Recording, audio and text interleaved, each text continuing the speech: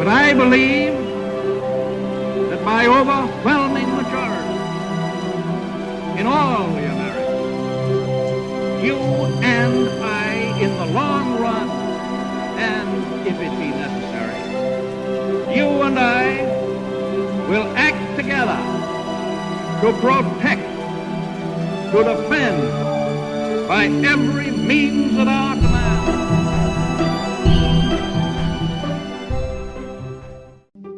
Welcome to the History in Motion podcast, where we discuss leaders, their decisions, and how they shape the world we live in today.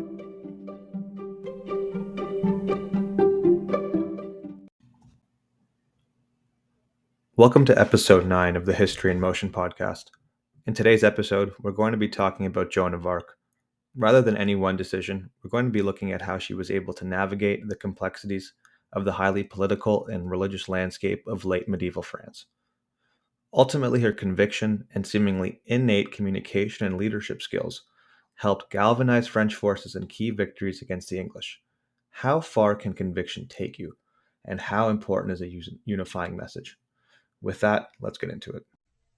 Welcome, everyone, to another episode of the History in Motion podcast. And today we're going to be talking about the famous Joan of Arc, who's more famous, I think, from a religious standpoint than a historical standpoint. But I think we can't, gloss over either one, because I think when you look at French identity and religious identity and how they all come together, it's really a crossing of two worlds. And I think, Ritchie, that's almost the most exciting part about her, is how religion and kind of everything else that goes on in life are so intertwined in this time period, and how she plays, such a central role to all of these.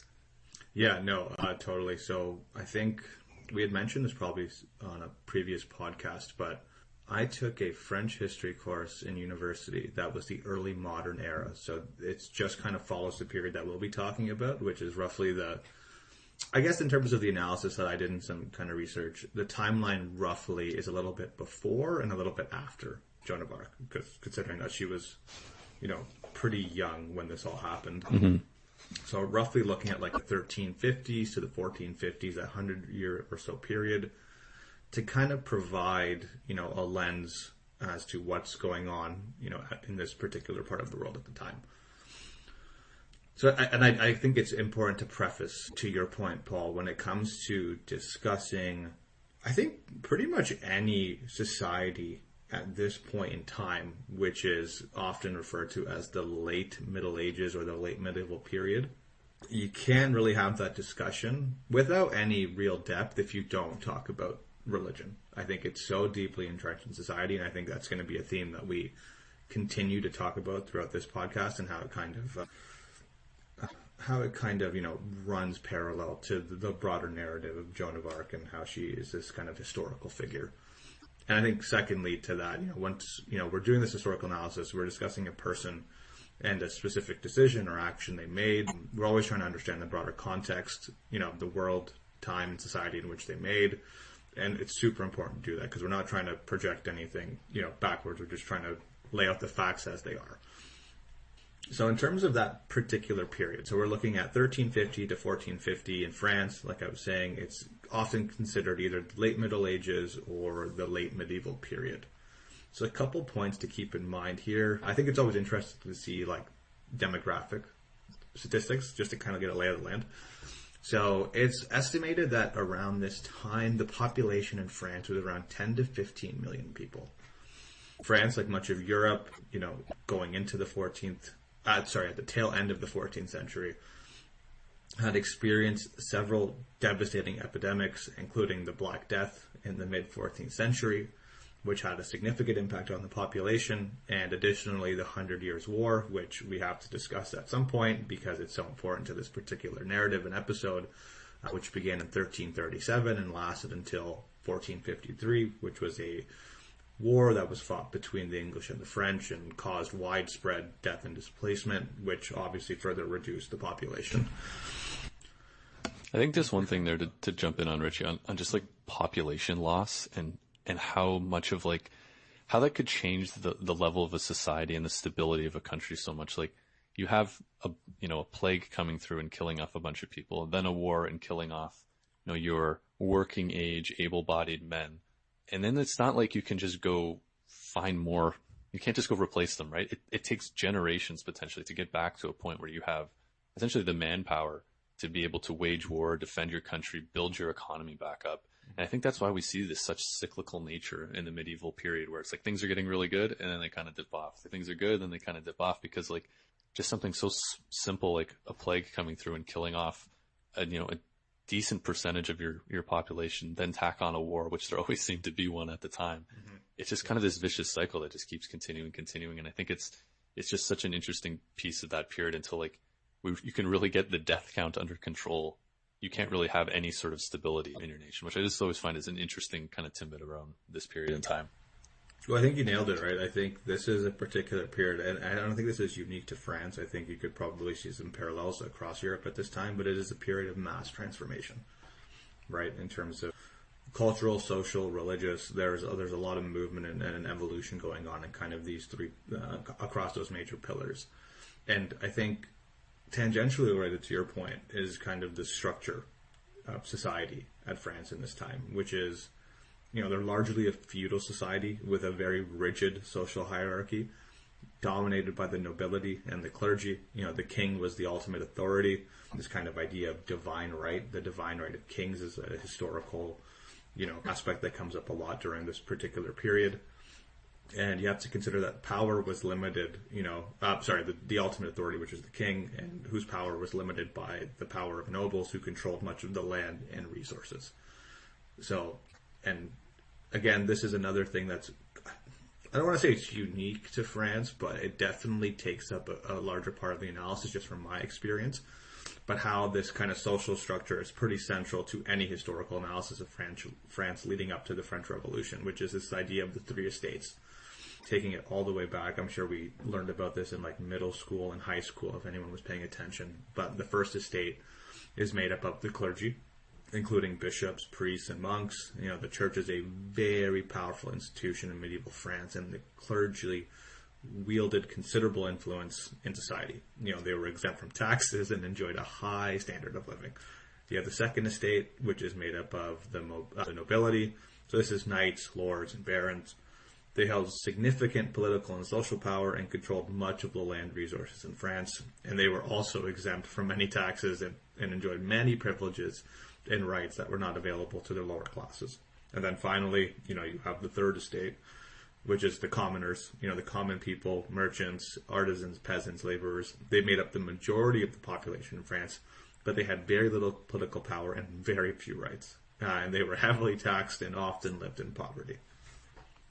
It's crazy to think why a revolution happened in France at some point. It took a while, but right. You can see it, right? It's that oppression almost of keeping the peasants and the poor working with almost having nothing. And we'll see with Joan, right? Like living as a tenant farmer, subsistence farmer, where it's like you can make enough food just to feed your family and pay your lord.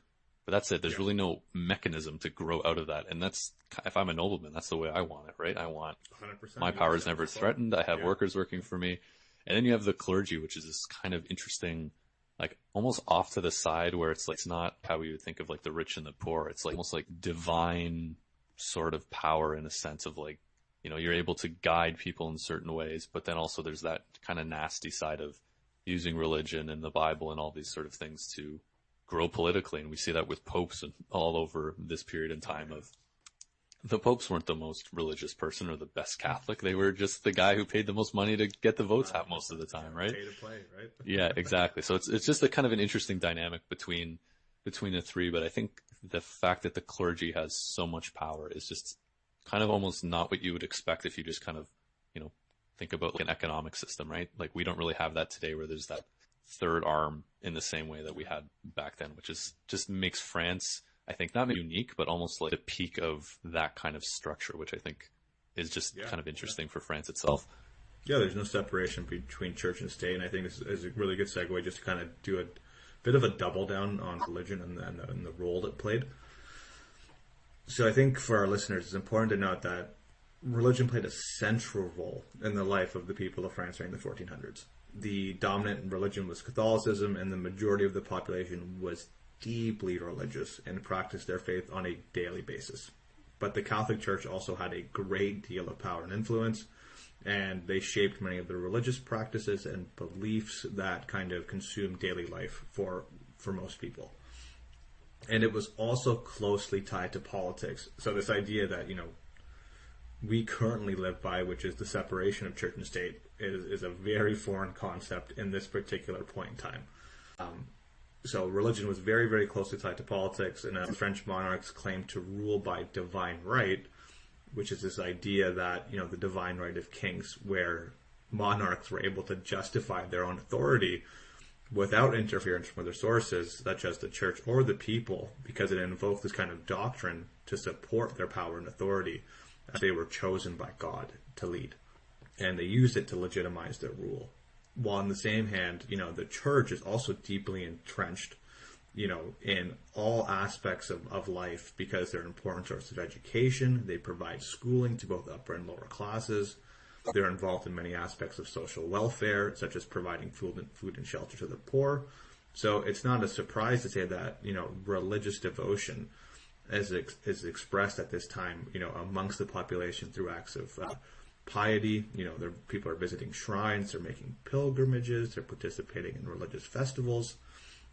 I think it's accurate to say that the 1400s was a time of great religious devotion in France, and many people devoted themselves to the study of theology and to the practice of religious asceticism.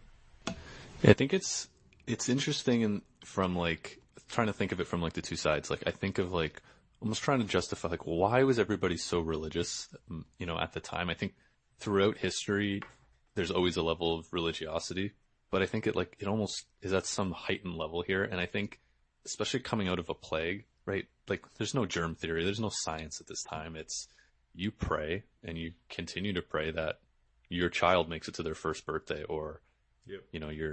Your spouse, lives through the winter. This is we have to, I think, set the stage how harsh living conditions are at this time. Horrible. Where absolutely horrible, wretched and brutal. Yeah, exactly. The two most accurate kind of descriptors for what life is like for the common people. And it's the infant mortality rate is, I don't know the exact number, but it's quite high. Your kid gets to, a certain level, a certain level, a certain number of years, a certain number of months. That's a big deal. And so you kind of add that piece into the ability to gain power through religion as well. And so there's this ultimate, it seems like an end-to-end incentive to be deeply religious just based on the power structures that are at play, but then just the hope and the essentially prayer that you will live to see the next, you'll make it through that winter. Your child will live to their next birthday, because there's just so much death and destruction around you. So you're kind of grasping to everything. But then also there's this way of, if you're an ambitious person, the best way to do that is to kind of latch onto the clergy and to that religious piece. And that's one way you can get to power if you're not born into nobility, which again is a very kind of unique sort of way of looking at that time period. But I think if we even look back at even ancient times and stuff, religion definitely still always played a key factor. But like we said, it's a little bit unique here and kind of almost gets to a tipping point where we see over the next 300-400 years how it starts to change a little bit, and revolutions happen and things change. But I think it's just a very unique and interesting point of how it all comes together, especially with just how brutal of a time it was and how prospects were so limited, and almost if you wanted to get anywhere, it was almost here's the path, and that's really all you have. Yeah, no, I think there's two important themes that kind of stuck out to me while you were speaking, Paul. The first is this kind of wishfulness, of being able to survive, and this idea, I think, of, hope and miracles that are, uniquely entwined with this idea of religiosity and faith, which I think we'll double down and get a little bit deeper into once we start our discussion about Joan.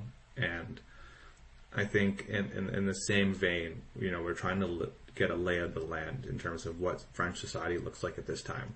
So I think we've done a pretty decent job at laying out how deeply entrenched religion is.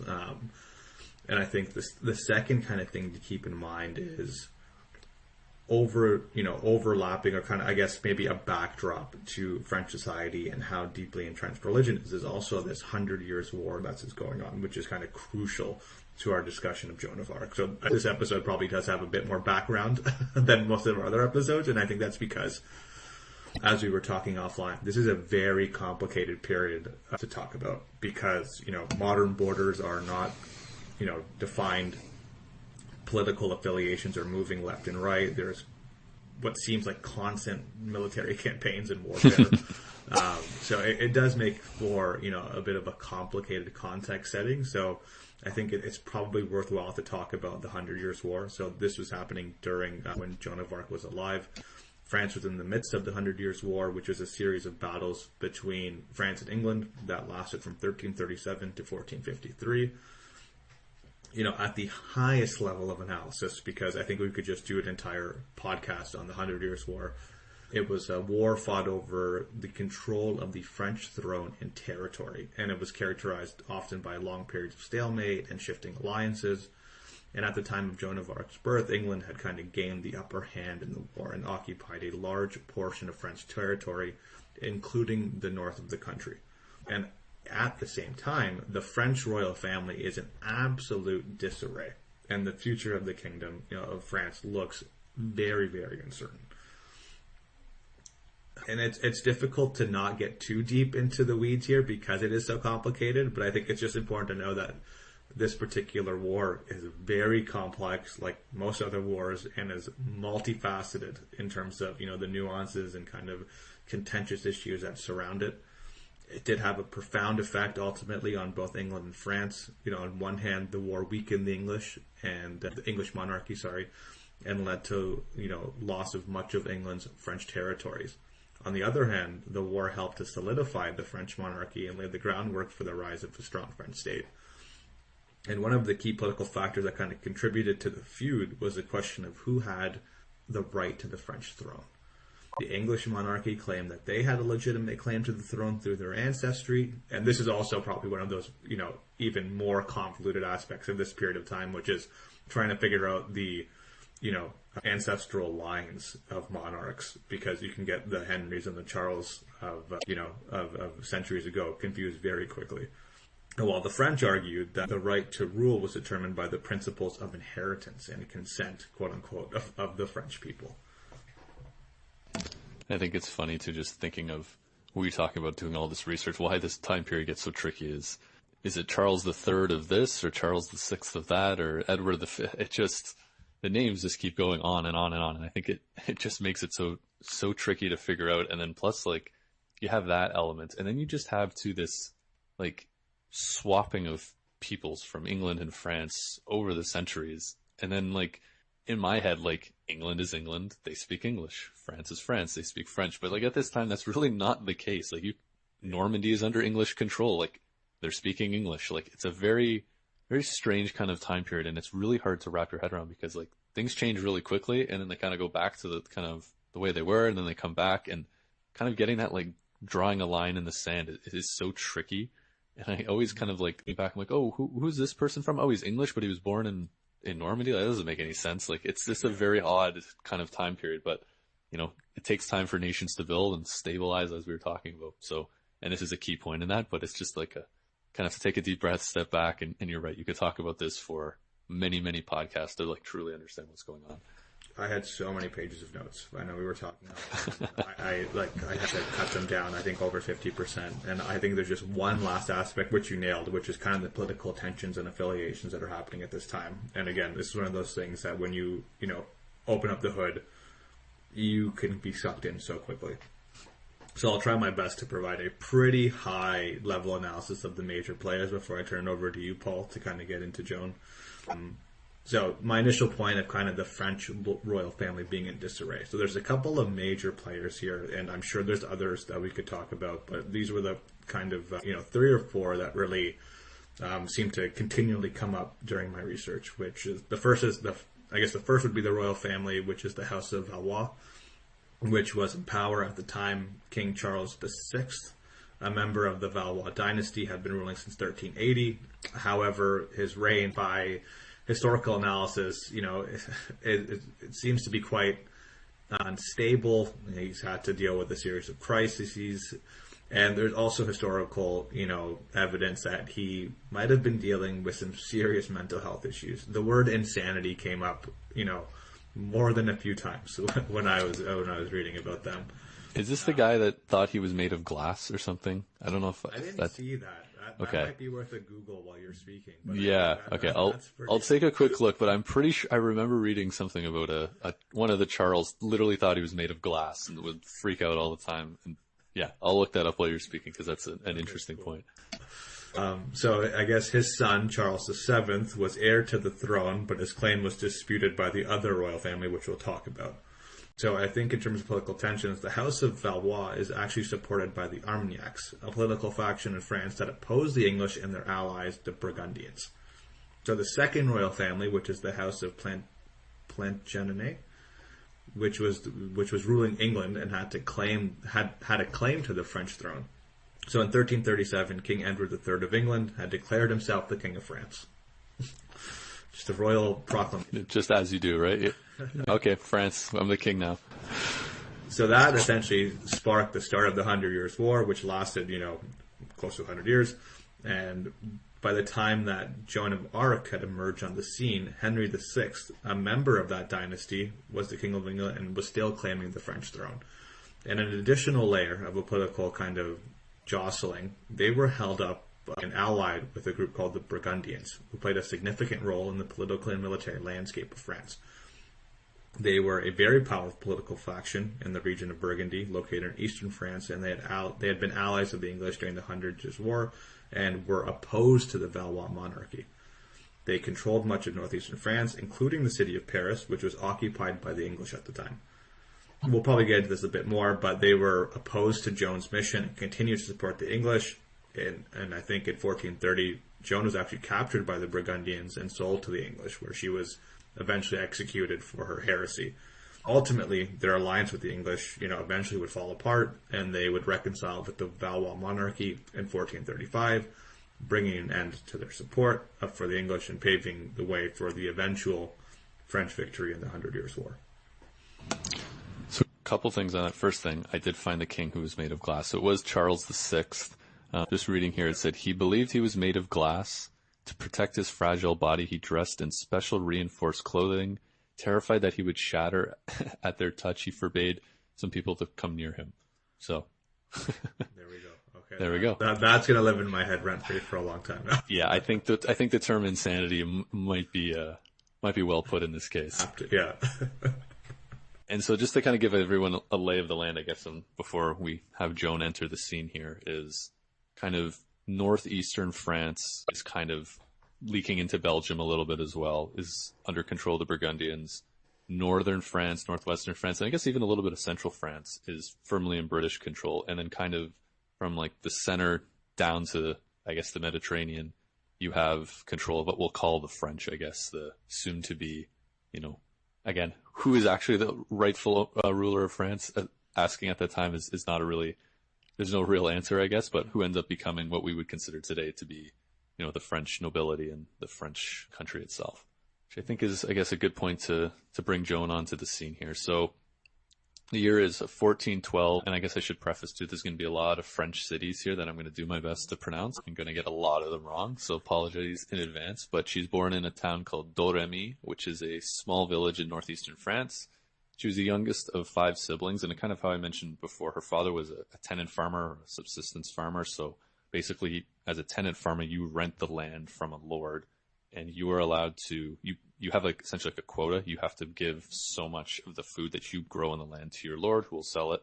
And then as a result, he gives you housing, and then you're able to keep some of the food to feed your family. So again, this is a, social mobility kind of blocker in a sense of, you'll never be able to make enough money to get out of that state. You're essentially, like some people would call it slavery in a way, really. It's you can't leave this because what are you going to do? Go somewhere else with no money? This is where all your food is. So it's a very tricky place for a lot of people to be in who have any desire to move up. But that's where I think we see how religion brings those opportunities that maybe wouldn't have existed. So like I said, she was definitely part of the peasant class. And she was deeply devoted to the Catholic Church like anybody else around that time. She really didn't have a traditional education, but was definitely taught by her mother the ways of the Catholic Church and how to be a good Catholic. So this, religiosity definitely runs deep within Joan and her family and most people she would interact with on a day-to-day. There's some things that I didn't get an exact answer on this, but it seemed like when she was a teenager, there was either an arranged marriage by her father to another person, or someone in the town was claiming that her father had agreed for her to marry this guy, and he was upset and was demanding that they marry. And she was basically able to talk to like a local court sort of like magistrate in the area to get that kind of revoked and kind of pushed aside, which I think is interesting because she's quite young at the time. And I think this is the first time we see this, I call it like a little bit of feistiness from Joan, where it's like, you have, as a woman at that time, especially as a peasant, this is your, you grow up, you get to a certain age, you get married off, you start a family, you help the Lord, and you grow food and you take care of the home while the men are out working in the fields. Like, this is a very kind of traditional way of looking at things. And I think this is her first like level of, nah, I'm not about that life. I'm going to do what I want. I don't want to marry this guy, so why should I have to? Kind of like just kind of doing her own thing and not falling into the, the standard practice of how things are. And there's a level of confidence too, like being a teenager, to be able to step in and be like, I'm going to go outside that box and I'm going to make my own arguments against it. I think it's a quite a good way to foreshadow kind of how her life is going to be, is really working outside the box, being bold, being confident. And I think we can kind of see it here from, whatever age this would have been, but it was definitely around, 13, 14, maybe 15 years old, which says a lot about her character overall. I think it's great foreshadowing. I didn't know that, and I think just based on some background research I did on Joan, it seems like she was a pretty good orator and was really able to argue her way successfully out and into things that she really wanted to be involved in or not be involved in.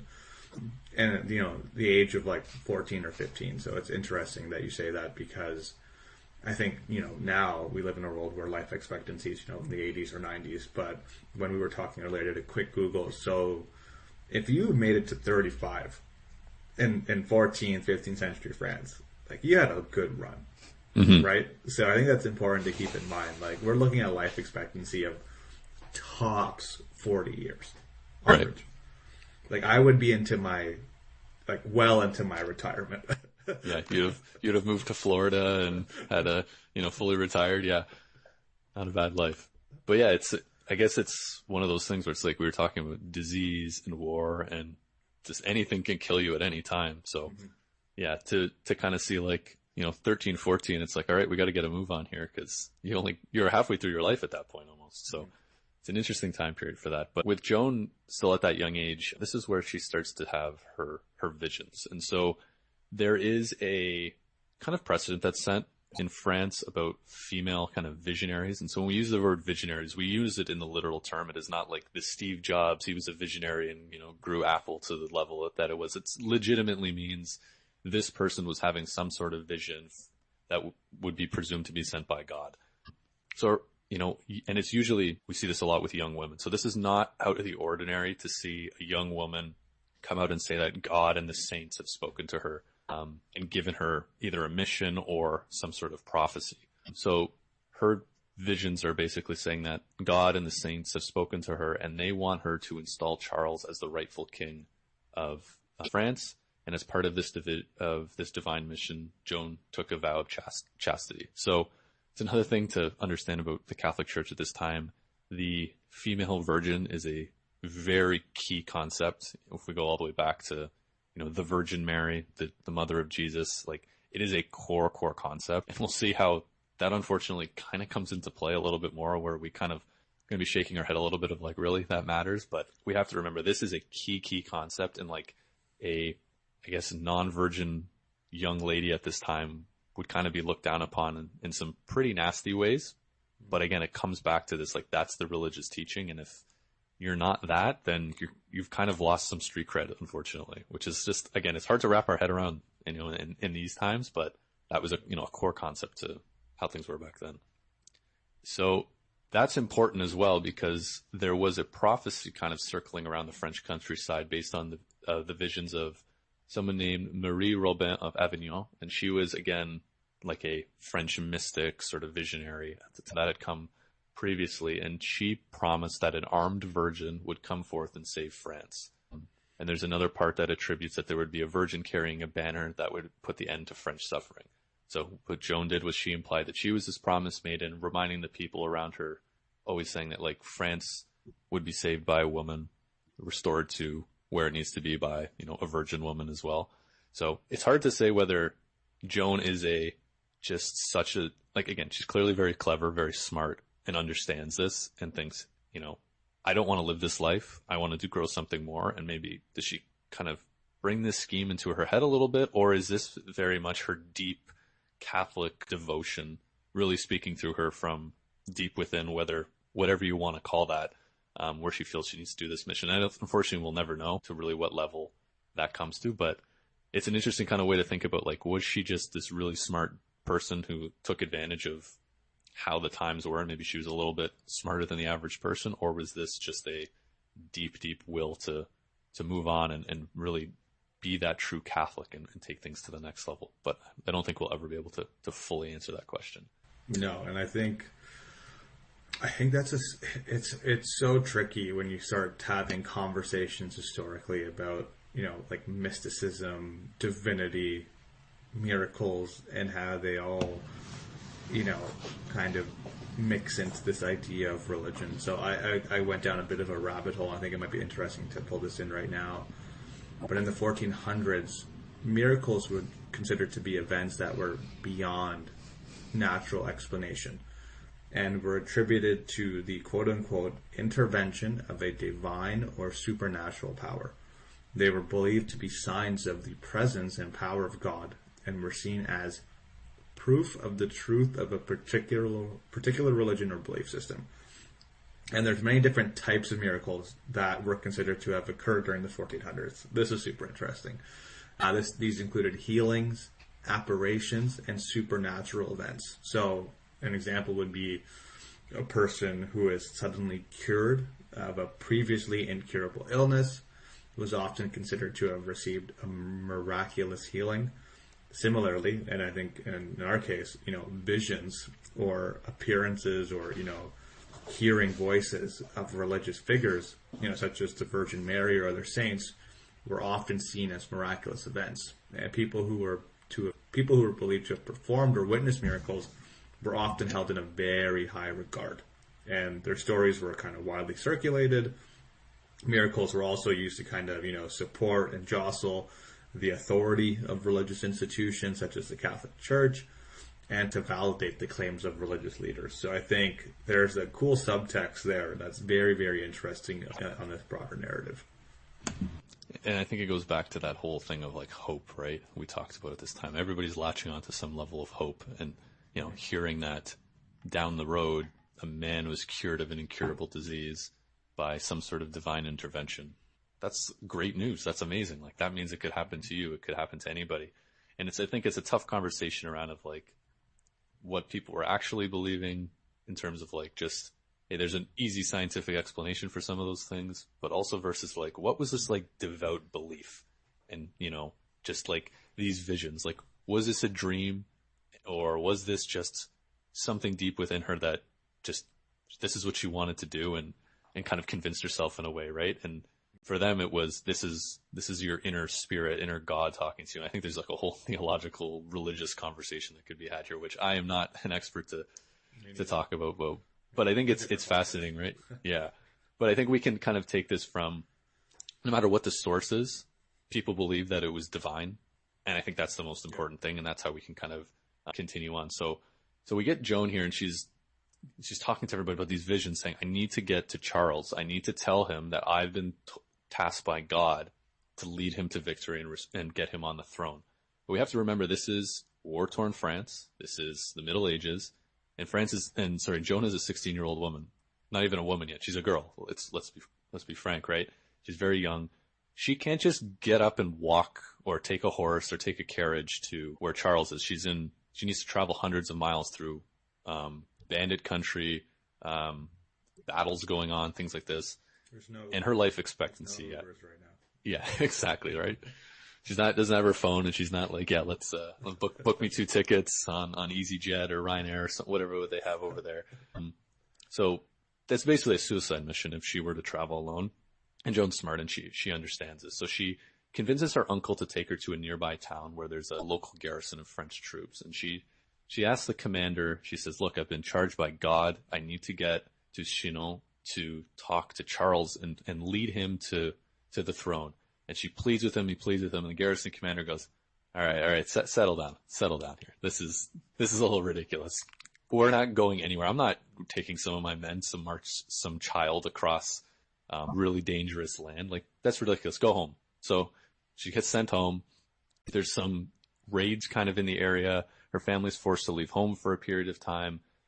She eventually goes back to that same city, talks to the same commander a year later, and he goes, no, I'm not doing that. I'm not sending you any soldiers. But some soldiers kind of overhear that conversation, and they raise their hands and say, I would, if she's actually charged by God, and she must have been this great orator, right? She can't convince this garrison commander, but people just listening and going, there's something here. Basically say, yeah, we'll help you get to where you need to go. So as she's getting these soldiers to help her, she's actually summoned to the city of Nancy, where, again, another Charles, different one, who's the Duke of the area, heard about Joan, and he invites her to come stay with him because he was very ill and thought she might have some supernatural powers to cure him. She shows up and says, I don't have any cures for you. But as the story goes, she reprimands him for living with his mistress, which I think is just classic Joan at this point, where it's like, I'm a devout Catholic.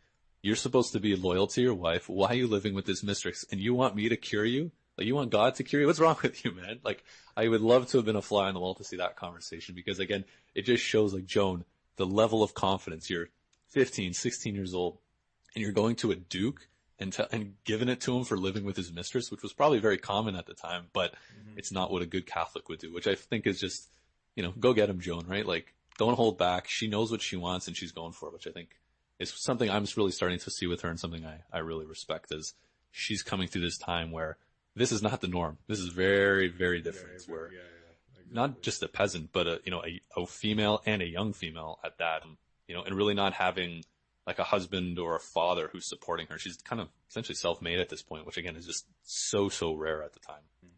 So the war, though, is going quite poorly for France, and so eventually those soldiers help her, but then the garrison commander who was telling her to chill out was like, all right, I'm going to help you out. We're going to get you to Charles. So they get Joan to Chinon, or on the way. But one of the things and it's very common with her that you'll see, is she decided to dress as a man. So the reason most likely for that was, again, a young female traveling at this time would be, one in a million. Like, there's no females really traveling at this time. And so it's very dangerous for people to think that she's a woman. There's a lot of male soldiers around, and I think you can put two and two together of, seeing a woman for the first time in a few years within war, when people are very desperate. Some pretty horrible things could possibly happen. So this was definitely more of a safety precaution sort of thing. But we'll get into why dressing as a man in the Catholic Church is something that's going to come to bite her in the butt later on. But she eventually gets to Chinon. And as the story goes, so this is now Charles VII, who she believes is the rightful king, not to be confused with the previous Charles, who was the Duke, who she yelled at for staying with his mistress. Different guy. She entered his royal court, and as the story goes, she was told to say, okay, go speak to Charles and tell him, what your divine mission is. And she walks in, there's a guy sitting on the throne, and as the story goes, she points to him and says, you're not Charles. And he goes, of course I'm Charles. Look here, I'm wearing the crown and everything. And the story goes, she walks into a group of people and points to someone and says, you're Charles. And he's like, aha, this was my test. I needed to see if it was truly, you had divine intervention. So again, did that happen? Who knows? But I think it's pretty cool that she's able to pick this guy out. Yeah. It's one of those things you can never really know for certain, but it definitely adds to, the pull and the gravitas of this particular story. Definitely. And so this sort of things get a little bit interesting with Joan, right? She shows up, she tells him the story, and Charles is not a dumb guy. He realizes that this story can kind of unite the French, can bring people together. And part of it, too, is this is a great symbol for France. If this divine girl is telling us that, we can win this war and I can be put on the throne, like, heck yeah, I'm going to support her. But he's got to be careful, because this could be the devil playing tricks, and that's what he's worried about. So he actually sends her to theologians who are religious scholars, and they study her. They ask her questions, all these things. They come back and they say, don't worry about her too much. We can't say whether her prophecy is true or false, but we can tell you that she's a good Catholic. So that much we do know. And Charles goes, okay, that's worth a risk taking. Like, she's a good Catholic. The devil wouldn't be working through a good Catholic like this. So we wouldn't have to worry about it. And then he also sends her to a noble woman who verifies Joan's virginity, which is again, a big theme at the time. So check 2 of the boxes, not being tricked by the devil, and she's a virgin.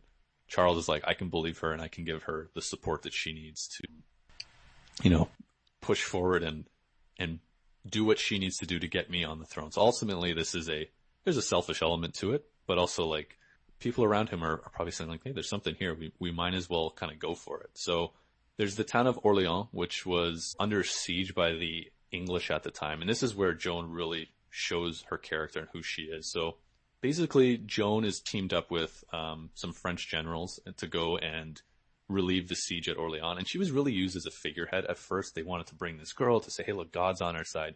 But I think as we've seen up to this point, that's not how Joan rolls. She's going to get in there and she's going to do what she wants. So she never did, any direct fighting. Being a young woman against fully grown men was probably, in hand-to-hand combat is probably not going to be great for her. But what she would do, she would run up to the front lines, waving her flag, screaming at the troops, telling them that, like, God is on your side. And, like, heck yeah, that's a great motivator, right? And they say, troops speaking of, like, just having that extra push, right? Of, like, God is on your side, nothing bad can happen, like, makes them almost fearless and know that they can win these battles. And so the French end up actually doing quite well and pushing the English back and they kind of have them on their heels. But the French generals at the time wanted to regroup, lick their wounds a little bit, and then kind of counterattack the English.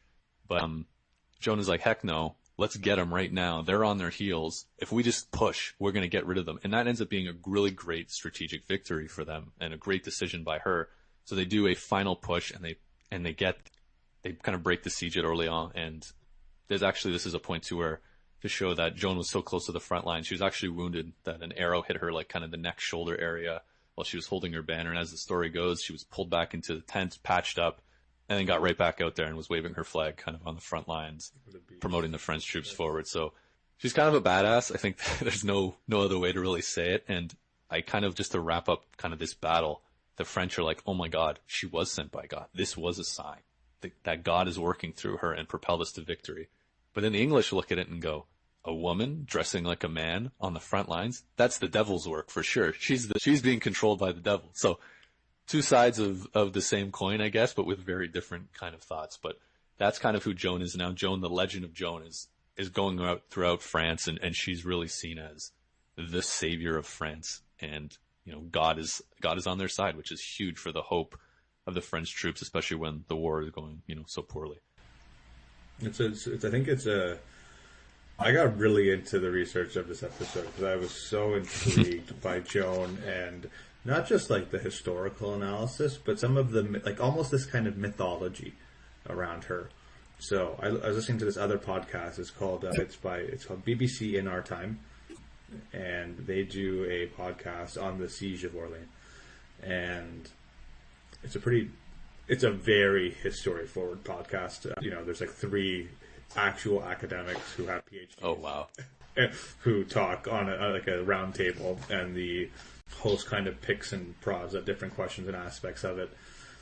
So if you're into that, definitely give it a listen. But a couple of things that kind of stuck with me after listening to it was, one, how impactful was Joan on the battlefield. And there is this kind of mythology that, she, fought hand in hand with the soldiers, but most historians think that, she was largely a figurehead, and the commanders and generals of the time, were acutely aware of how powerful a unifying idea could be, and how this all kind of converged with Joan being, sent by God to unify and lead the French to defeat the English. And I think that's definitely where the mythology kind of gets super interesting, because they also were talking about, what is the likelihood that Joan actually could have done hand-to-hand combat with trained militia and soldiers. And I think one of the historians on the round table had mentioned that, to be like a lancer, for example, took 5 to 7 years of training as a fully grown adult man to be able to wield a lance, successfully. So the likelihood that Joan could have actually partaken in hand-to-hand combat with a trained soldier is almost slim to none.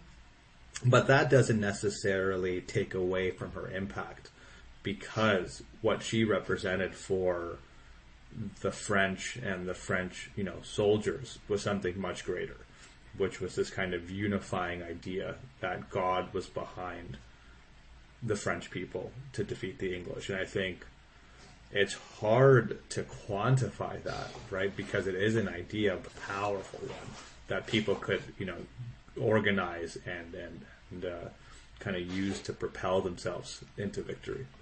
And I think it's interesting too, like at the time, this is not a professional army by any stretch of the imagination. There's a lot of volunteers, right? And so morale is everything. If you don't have the morale of the troops, you're just going to go home. Like, what am I fighting for?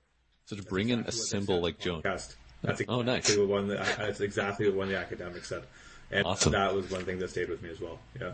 Yeah. And it's like, you can't undersell the level of like having something to fight for. It's such a key thing in any war that you look at. There's so many wars over the history of time where it's like you had, 100,000 troops in an army and 80,000 fled because they're like, why are we here? This is silly. I'm going home. Versus like, the classic like 300 Spartans, right? Like this was their goal and we are dying here because we believe that we have to, if we fail, this will be the end of Sparta forever.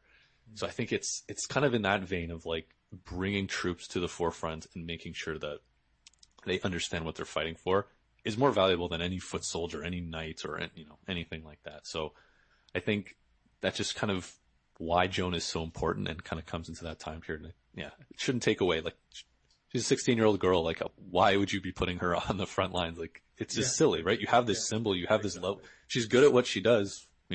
Work to her strengths. So I guess kind of moving on with Joan. One of the things that we kind of talked about offline was like, there's this thing about her being really skilled with artillery and cannons, which I found was kind of interesting.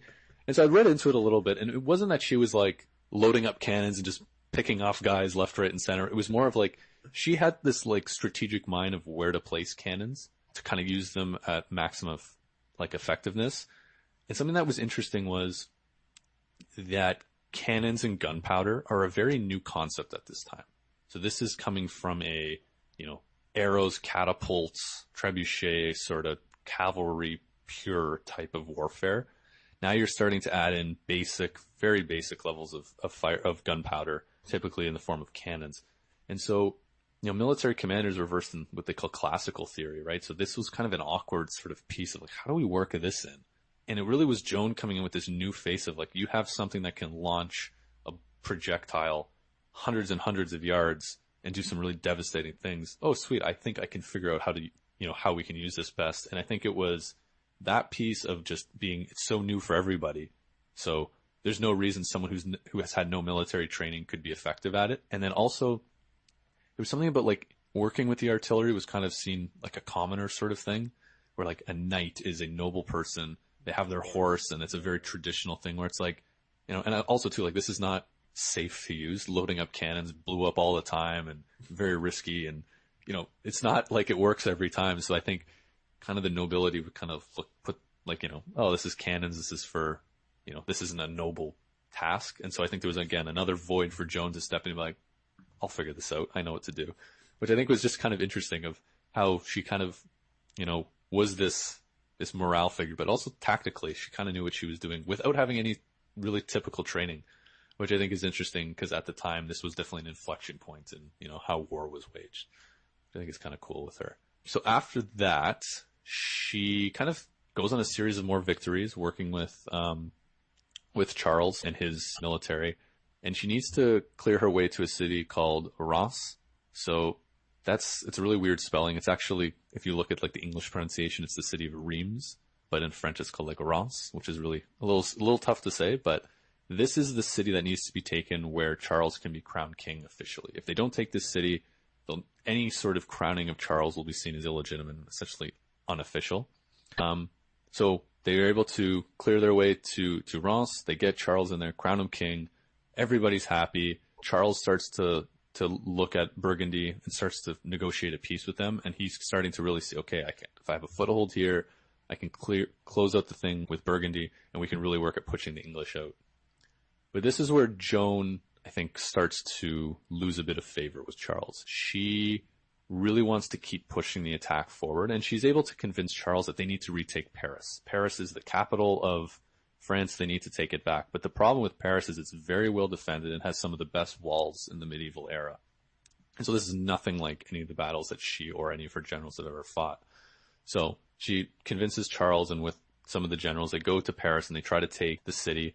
Joan's wounded. She gets shot in the leg, but the French take very, very heavy casualties and end up having to do a full retreat and aren't able to take the city. So Charles orders them to pull back, but Joan keeps pressing, like, we need to go. We need to take Paris back for France. And this is where Charles is kind of like, almost like, all right, Joan, you've done your part. Can you politely go away? Because I'm trying to negotiate peace and you're making things tricky for me. And so what she continued to do was taking people who are essentially loyal to her and raiding towns that were owned by the Burgundians, the English.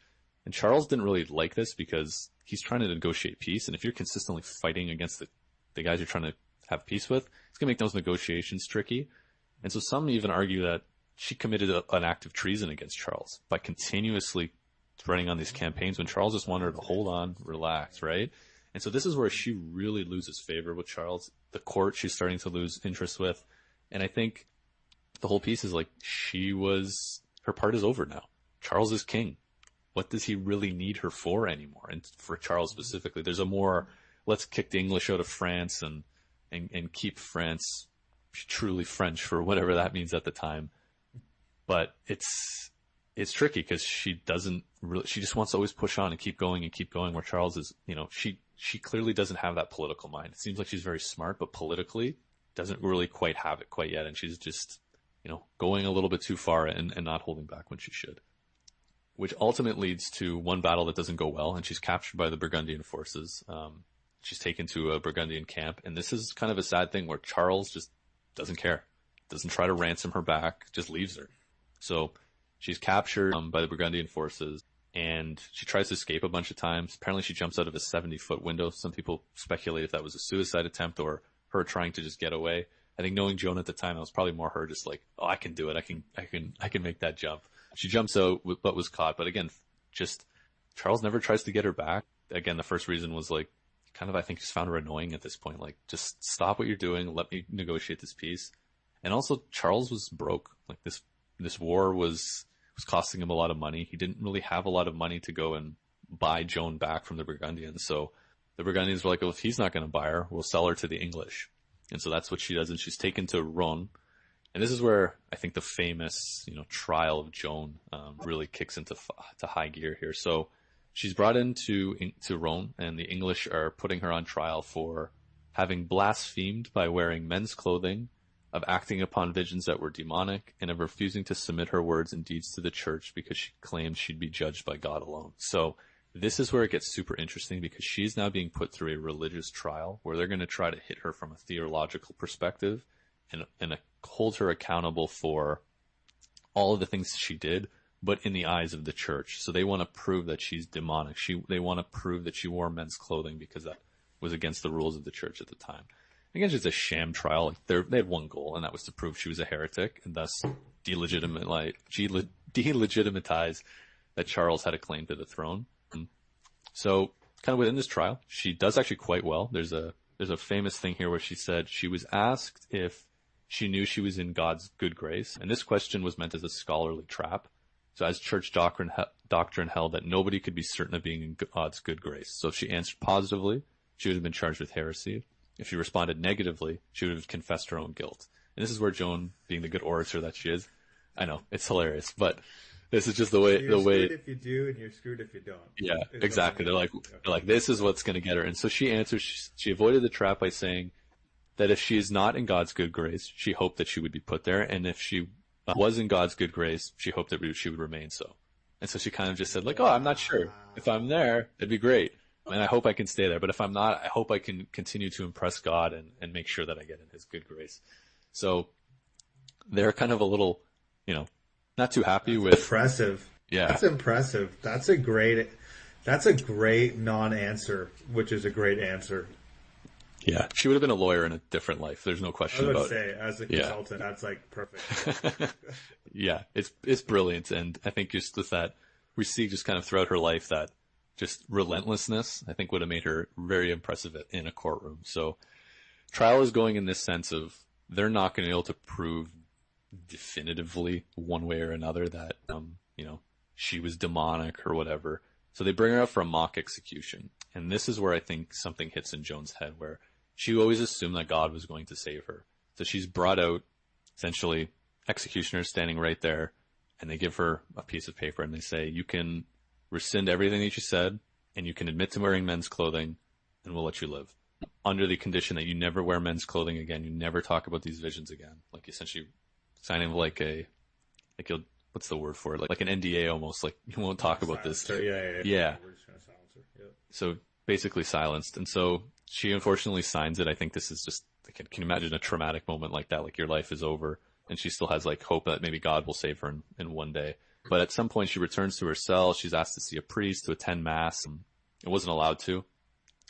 And this is where it kind of gets a little sad, where they come back to the cell and they somehow find out that she's wearing men's clothing again.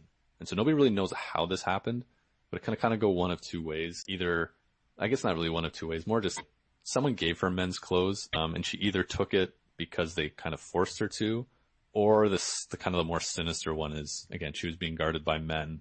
And, again, you can put two and two together of not looking feminine would be better for her from a, protection standpoint. So anyway, she comes back, someone realizes she's wearing men's clothes, and they say she's relapsed her heresy, is the technical term, I guess, at the time. And so now she's sentenced to death. She's brought out into the town square. One of the soldiers gives her a little cross to hold, and her body is burned at the stake in the court. And then her burned kind of corpse and ashes, whatever's left, is thrown into the river. And she's not even really given, a proper Christian death either, which I think is quite sad. So it's, 1431, which makes her 19? Yeah, 19 years old. Yeah. So all this happens, and then she's, put to death at 13, and that's the end of Joan as a person. But I think we'll kind of just stop right there, Ritchie, and just kind of get your thoughts on, what a life and what a way for kind of all of it to go out. It's incredible to think about it, right? Like at the tender age of 19, where most, kids, I know technically in this era, when you're 18, you're an adult, but like maybe on paper, mentally, I would argue otherwise. But I think a couple of things just stand out to me, kind of listening to you speak and kind of doing, in tandem with my own research and kind of, I guess, against the backdrop of our podcast as a whole, when it comes to, leaders, decisions, impacts, it's amazing to me that someone so young could step so outside the roles of tradition to, become such a focal point and such a leader to essentially help solidify what would eventually become France, right? Like it's incredibly impressive, and it's hard to even wrap your head around, because then you realize that she was executed at 19. So she's doing this as a teenager. Like, it is absolutely incredible. And it brings to mind just kind of this kind of idea that we've discussed before, but like, what makes a leader, And it seems like she had it, whatever it is, she could bottle it and sell it. She had it. She was a great orator. She was strategic. She knew how to, bring people together and unite them. And I think that's what good leaders do. And, I think you could see it throughout our previous episodes. But, I think this example is just, so unique. Unique, relative to our other episodes. But, like, I think there's still a lot of parallels there that are kind of hitting home right now.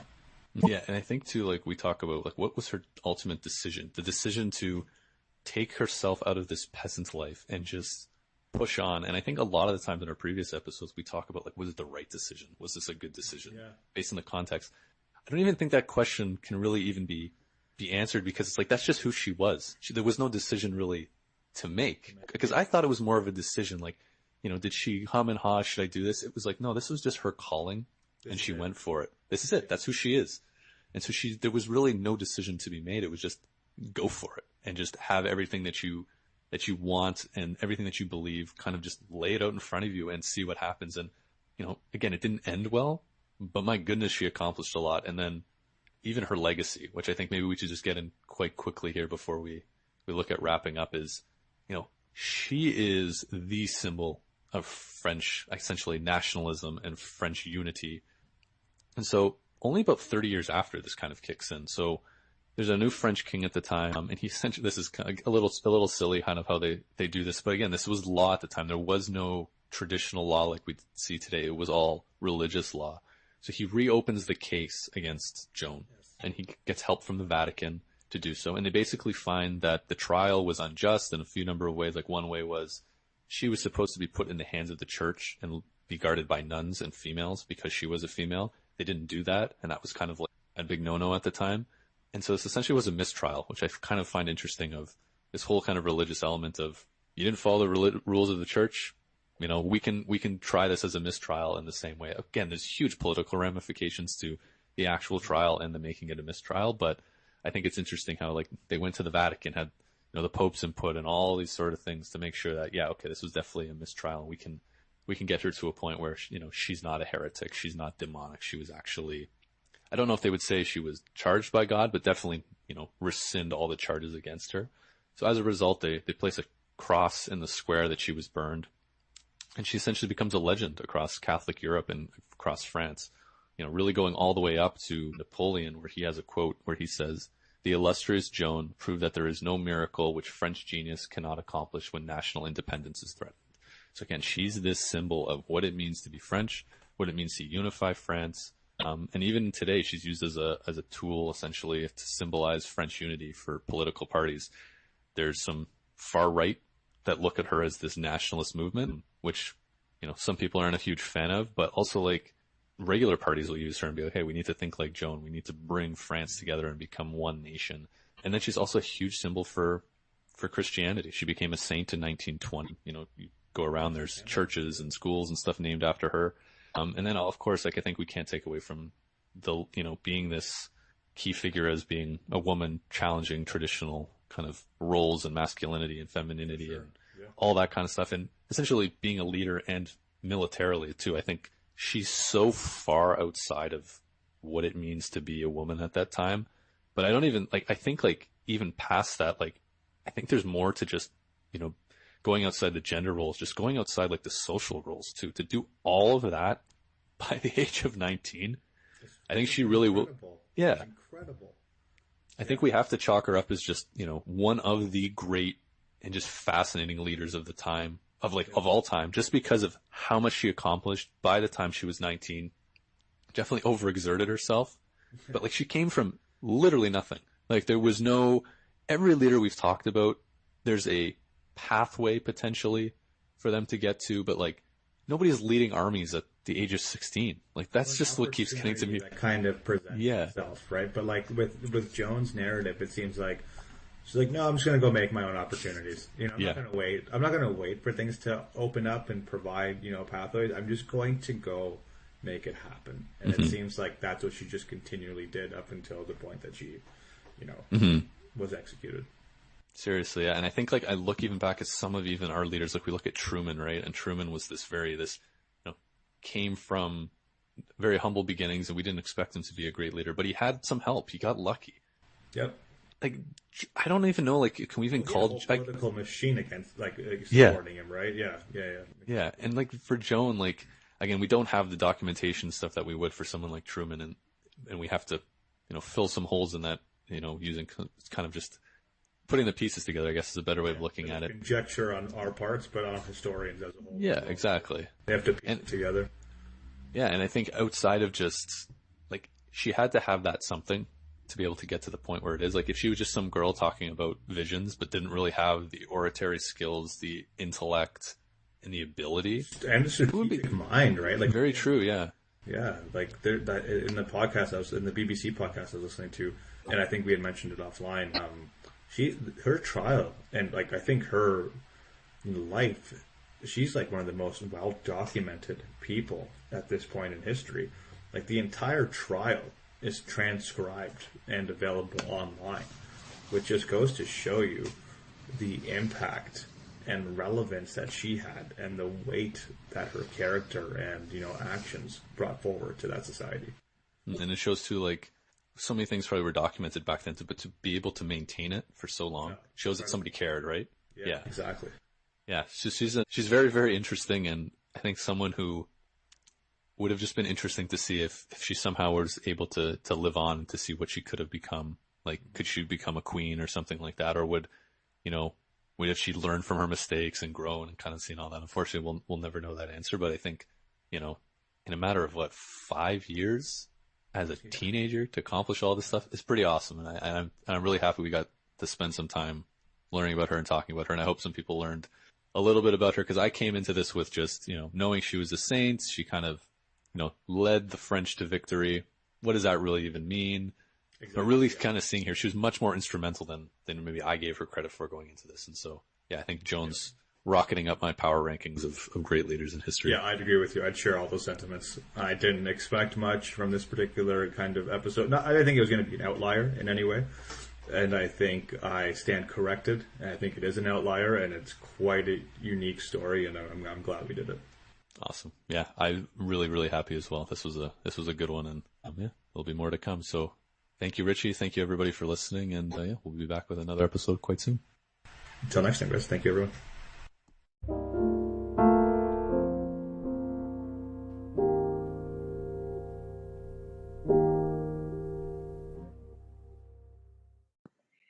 Thank you so much for listening to the History in Motion podcast. We appreciate your support, and if you're a fan of what you heard, please like, subscribe, and share. And we'll see you next time.